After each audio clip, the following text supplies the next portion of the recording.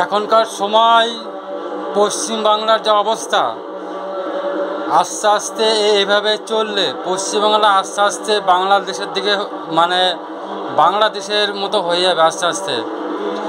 পশ্চিমবাংলা যেভাবে দুর্গা পুজোগুলো বন্ধ হয়ে যাচ্ছে, এইভাবে যদি চলতে থাকে তাহলে পশ্চিমবাংলা বাংলাদেশ হতে আর বেশি দেরি হবে না, বেশি দেরি নেই আর কি। তাই আমরা যদি হিন্দুরা না জাগি তাহলে আগামী দিনে পশ্চিমবাংলার অবস্থা খুব খারাপ আছে, এটুকু জেনে রাখো।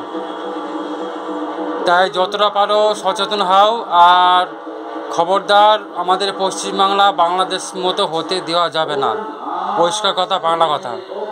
তার জন্য নিজেকে রক্ষা করতে হবে।